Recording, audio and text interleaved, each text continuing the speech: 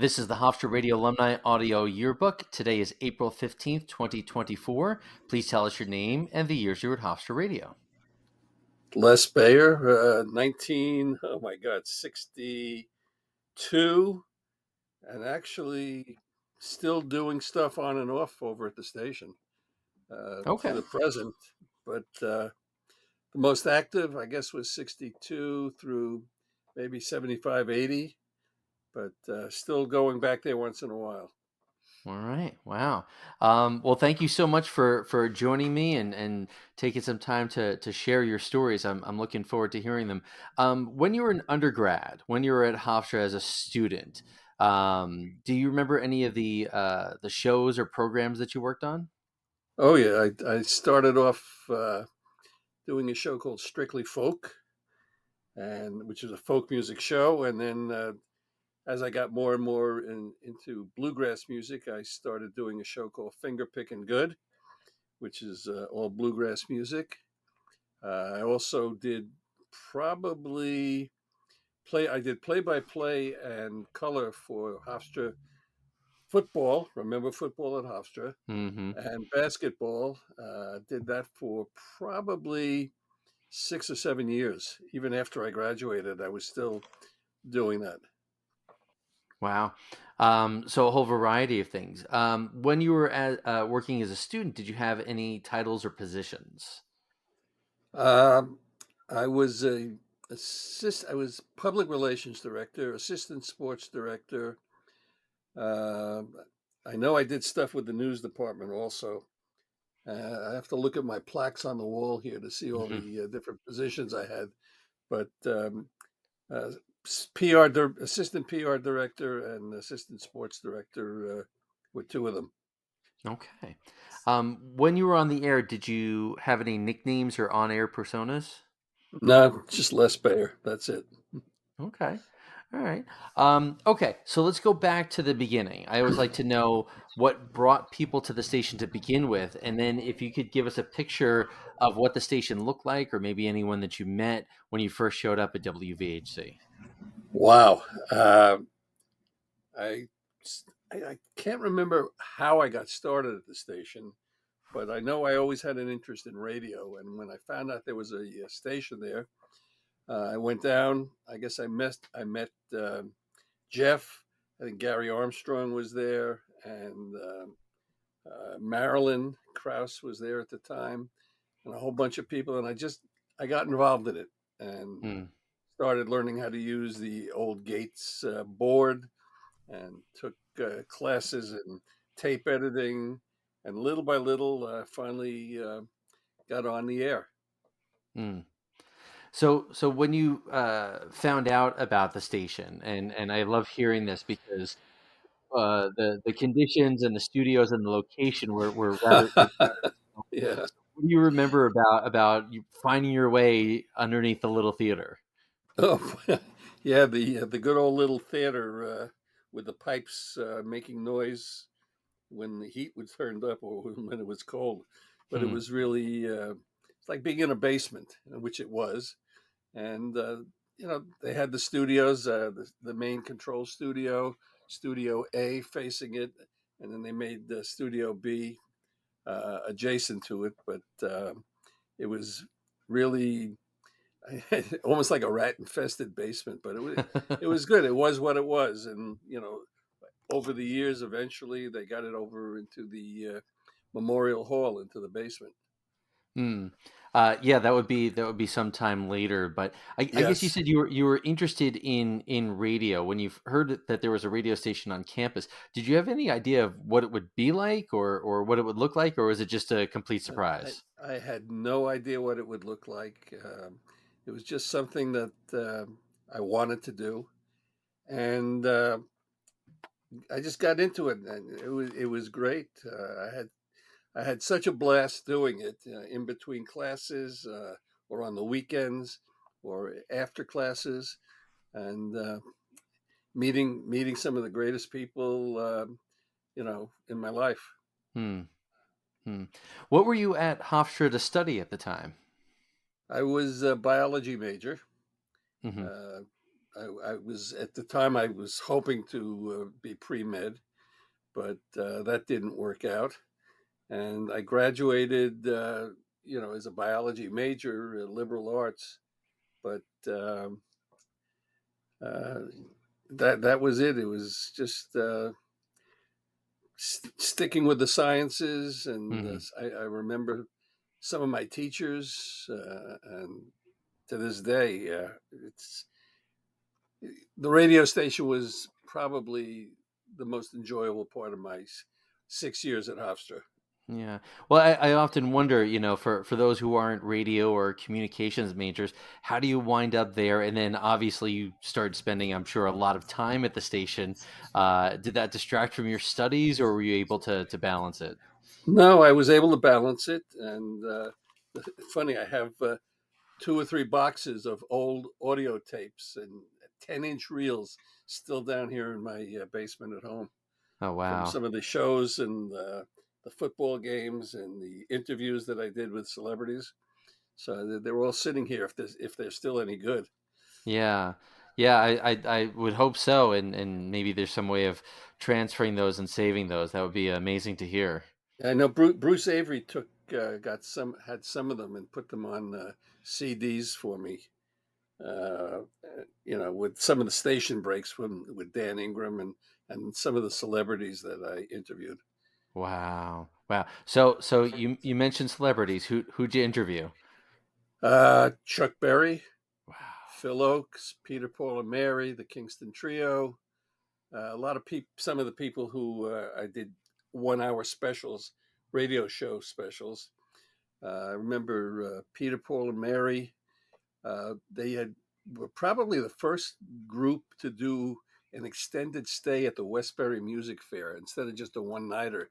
I think Hmm. they were there for several days, and they were just so nice. And then the Kingston Trio, I interviewed them. They were out here and doing a show, and they were staying at a motel, and I interviewed them. Phil Oakes was very standoffish. Hmm. Chuck Berry at the time, it was I interviewed him in Central Park. He was doing the Central Park Music Festival, and very nice guy. Oh, very cool. And this is all while you're in undergrad, while you're at Hofstra, and Yes. and just wow, Yeah. how amazing to have that kind of access to Oh, these it was legendary great. names.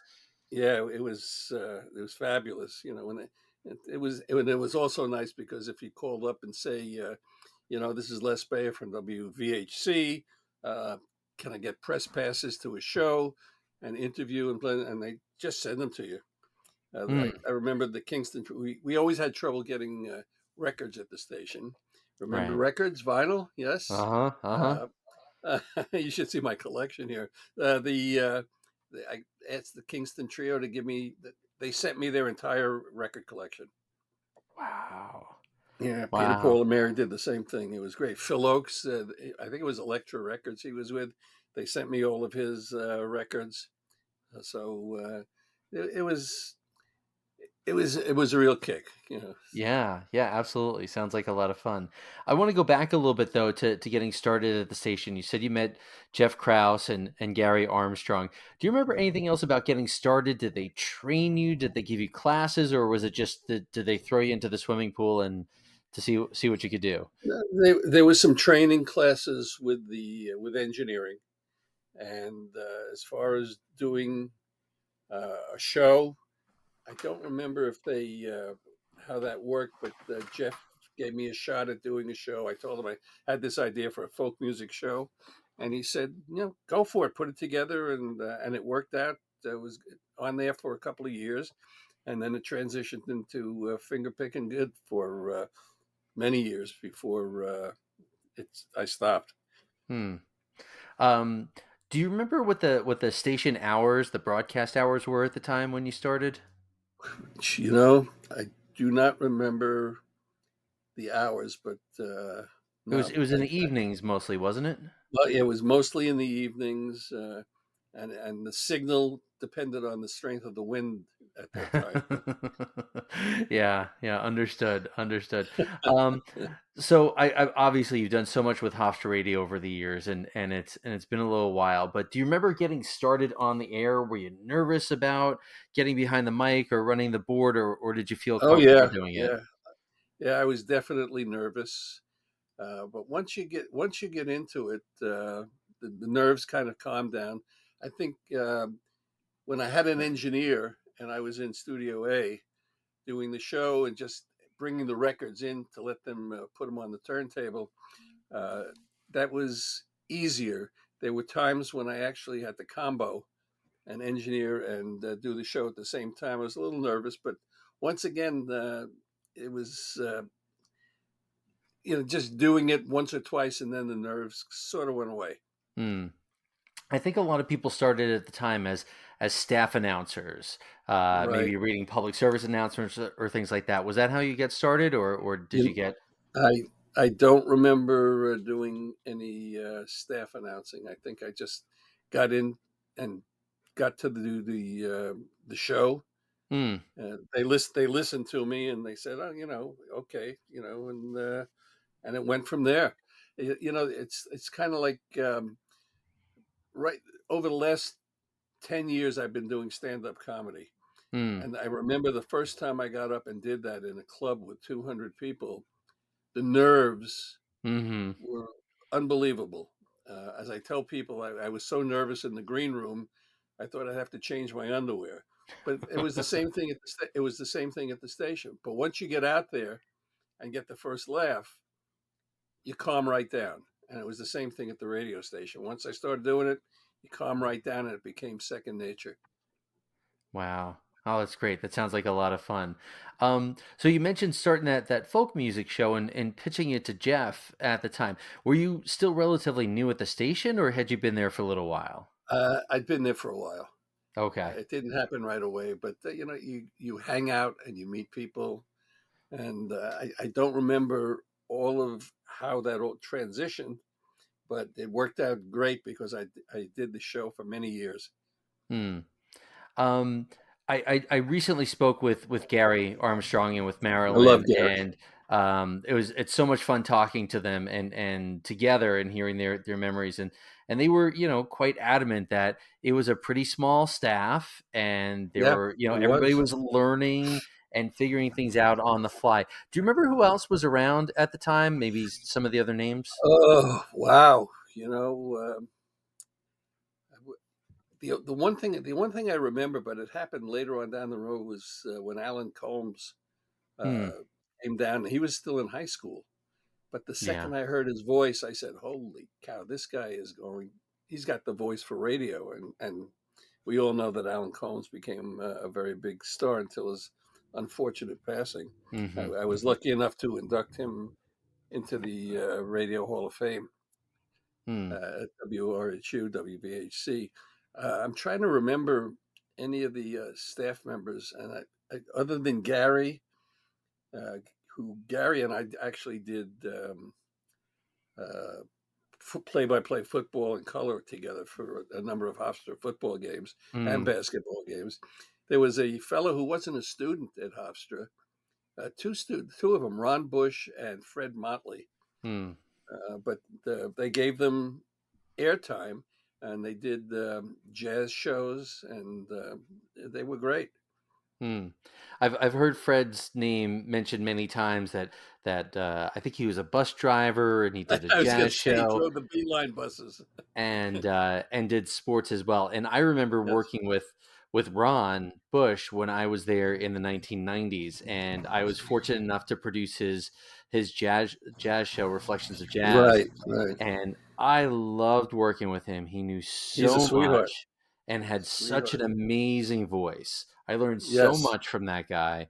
And so, but he started about the time that you did, I Yeah, guess. and the funny part, the I guess the classic story is that Fred Motley, who was a bus driver for Beeline, actually, I think one night drove the bus. He was late for the doing his air slot.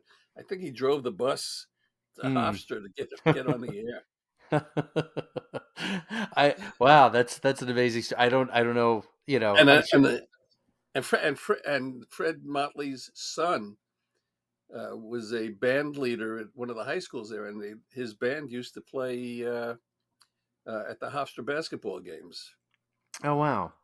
Wow. Yeah, Okay. I actually went up to him and I met him and talked to him a couple of times. Very nice guy. Fred was a lot of fun. A lot of fun. Hmm. Oh, that's great. I hadn't heard that about the band. That's great stuff to hear. So you spent some time as an undergrad, and you graduate and you finish up, but you stayed with the station.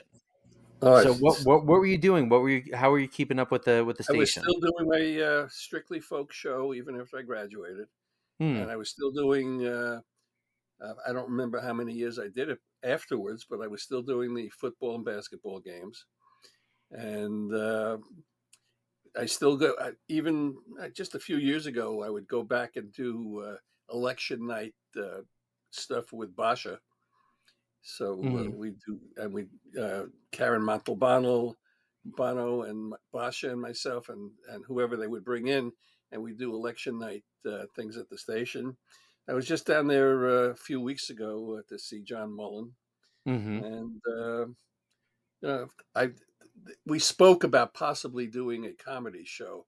There's a student there whose father is involved with comedians, and it hasn't come to fruition yet. But I said, look, I know all these comedians. If you want to do a show, we'll sit down, we'll do a show together, and I'll bring the comedians in, the owner of the comedy clubs, and we have a few laughs and learn about comedy. Hmm. Yeah, that sounds like a fun idea. I guess it could be a little bit of comedy and a little bit about the business and how Oh that stuff yeah, works. Yeah, definitely, how definitely. interesting. Because so many people are fans of that kind of thing, but you don't necessarily know how it works. So Yeah. that would be a lot of fun. Um, so you're doing the folk music show and you're doing uh sports events from time to time, it seems. At any point did you think, I'm ready to move on from the station, or was it just something that you thought you keep doing as long as you could get away with it? I would have loved to have done it for a long time. Uh, I did while I was at the station. I did the Long Island High School football game of the week on WGBB. Hmm. They needed a play-by-play guy, and they heard me, and I don't remember how it came about, but I worked with a fellow named Bruce Herbert over there, and we traveled around, and I drove the bus with to the various games, interviewed the high school football coaches, and then after I graduated, I worked my first job. I was hoping to stay in radio. My first job was at the old WHN in Manhattan, and I was programming music and writing sports. And I worked with actually Marv Albert was the sports director there, Wow. and worked with him for a while.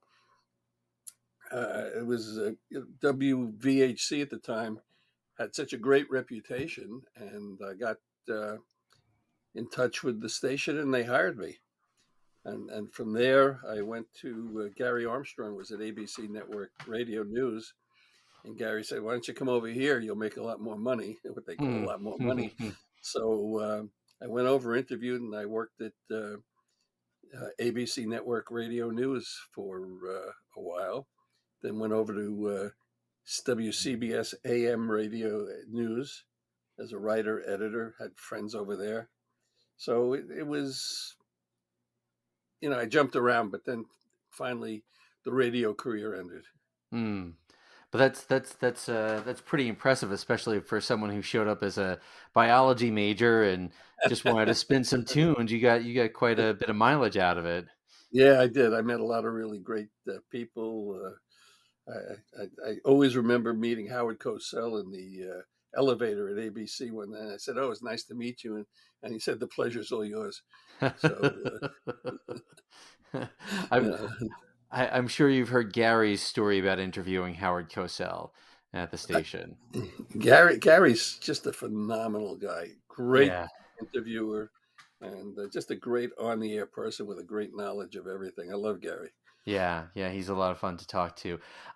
You mentioned Bruce Avery, you mentioned John Mullen, and obviously you've been part of the station for so very long, I hate and to say you've how many seen it. years. Yeah, but you've seen a lot of changes, and one of the things that one of the reasons I love doing this is giving people from different eras, especially recent eras, a chance to understand what things were like at WVHC when you were there. I mean, you were, college age. Jeff Krause was a very young man. He wasn't, uh, much older than many of the students. What was the feeling of like camaraderie, and how do you think the university looked at the radio station back then? The university was not a supporter of the radio station, Yeah. and I remember they were going to shut the station down. They were going to get rid of it, and we got together and we had protests. I remember we got a lot of celebrity people to come down to the station and do uh, bits to try and get the university to change their mind. Hmm. Dan Ingram came down to the station. I went over to, I think it was WTFM over here in Queens. Fred Darwin, who had this beautiful voice, he did some stuff for us. And eventually, somewhere I still have the stickers here that say "Save WVHC." Hmm. So the and I always remember how we had to go around and raise money from whoever it was to try and do away football and basketball games because the university didn't want to pay for it. So it was a struggle, but we succeeded. Hmm. I mean, obviously, Hofstra was a much smaller school back then, and now they're, they're nationally, internationally recognized university, and the station Right. is very impressive. But for modern, listeners and students, it's kind of hard to think that the university didn't necessarily appreciate, what they had and the possibilities, and that I don't know if that fueled some people's interest in the station, or if it made you want to work harder and get more recognition, or how that played out. Because it's nice to be appreciated, but sometimes when you're not appreciated, sometimes that's a motivation as well. Yeah, it was a struggle, and the radio station had a lot of very loyal listeners and people who would donate money to keep the station going. So with the protests and then getting news coverage, I don't remember which stations, but we had news coverage of you know the university thinking of doing this, and then all the students and the staff uh, protesting this. So I think with the publicity that it came out, the university kind of backed off. Hmm. And the proof is, look at the station now from what it was. The station is amazing, and the equipment and the studios are better than most commercial stations in the United States. Yeah, yeah, absolutely. I think at about the time that Bruce Avery came in, there was a change in thinking about from the university about the radio station, and seeing the possibilities, and putting some money and effort into it. And I think some of that had to do with the university and people like Mike DeLuise. But you got to see a lot of changes. Even though you weren't a student anymore, you mentioned the move from the little theater to Memorial Hall. At first, there was the office upstairs in the back of Memorial Hall, and then eventually the studios that were downstairs in the basement that I remember. Right. What do you remember about seeing the station sort of grow up during that time? I found it amazing. It's Mm, just to see the studios and the facilities go from I don't know, almost like Tinker Toy radio to a real radio station with mm, real equipment. Teddy Ronenberger got equipment. Mike Kluger and some of the people who worked there, who also worked at the ABC and some of the big stations, were able to get donated equipment. mm. It was just incredible, and what the station is today, having the whole building practically with the radio station in it and everything that's going on is it's a work of art. Yeah. Yeah, I think George Musgrave donated a whole Oh bunch of yeah, carts and right, right. various people, they would kind of cobble that together. And that's one of the things that I love hearing about Jeff is that he created these relationships and kept up with people and managed to, although there wasn't a lot of money involved, he managed to keep people interested and he managed to get what he needed. Sometimes I'm sure it was, pretty stressful, but he managed to keep the place afloat. Yes, he did.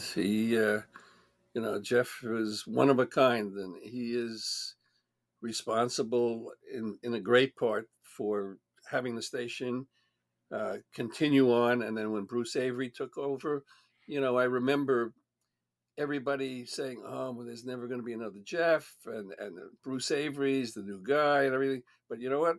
Bruce did great, and he, Hmm. he took over and sort of living in the shadows of Jeff Krause. But Bruce did really, he did really well.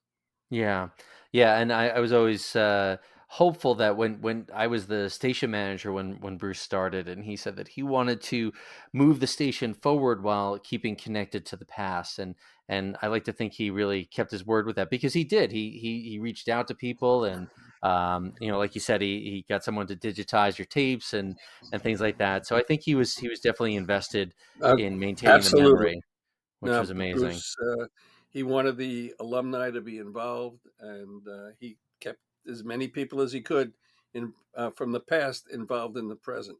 Hmm. Hmm. I want to go back to your undergraduate days. I mean, you talked about pitching that show and getting Jeff's approval. In terms of like, you talked about on air stuff and getting used to being behind the board and behind the mic. But did you feel comfortable socially at the station right away? Do you feel like people welcomed you, or did it take some time? No, I I think being socially being accepted was fine. Excuse me. I was like I was the young kid. I was like the nerd, Mm, and I didn't have any problem with that. Meeting the various people and whatever, and people offering to help. So it was not a problem at all. Everybody was great. hmm. Oh, that's great. That's great to hear.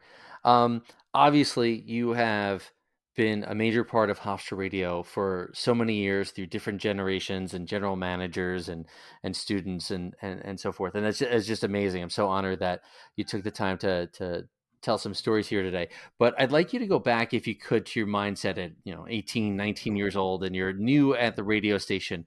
What did you hope the radio station would be at that time? At that time, I didn't have any hopes of what it would be. I was there to do a radio show and have fun and learn.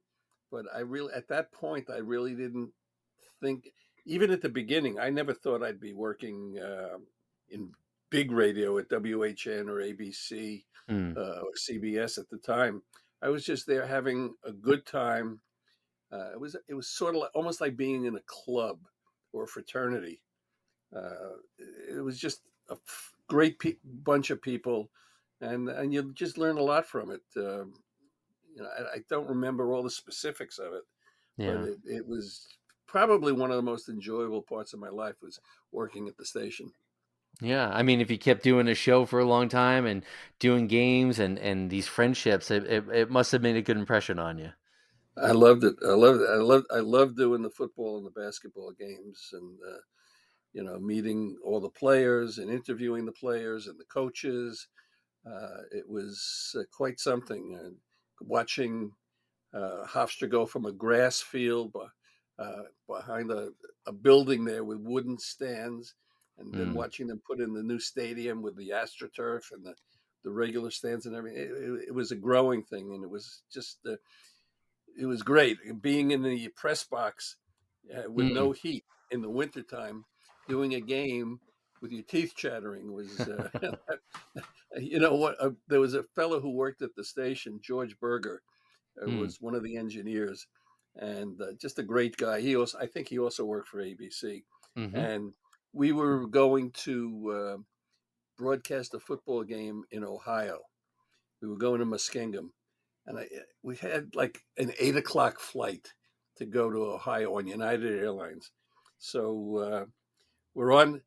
I'm waiting at my house. George is going to pick me up. 7:30 in the morning. We have an 8 o'clock flight. George, where are you? Where are you? We didn't have cell phones back then, Right. So, Right. about 25 to 8 was thereabouts. George pulls up. He says, "Get in the car, quick!" He made it to LaGuardia Airport inside of like 10 minutes. Grab the equipment. He's racing. We get a parking space. He's racing. We're grabbing the equipment, running to the United Airlines. As they're closing the door to the plane, we get there. They let us on the plane. We finally get on. We sit down, and then the hour flight or hour and 15 minutes, whatever it was, to go to Ohio, to Cleveland first. It was a stopover flight. We go to Cleveland. On this flight, they serve a full breakfast. When airlines serve food, Yeah. full breakfast. We get to Ohio. We land. We have to catch a connecting flight on Midwest Airlines. So we're sitting at the airport waiting after we get all the equipment, and I'm looking outside at the where the planes are, and I made a joke with George. I said, "George, look at that little tiny little plane over there with propellers, and they're loading stuff in the back to whatever." I said, "That's our plane," and George said, "No way, no way."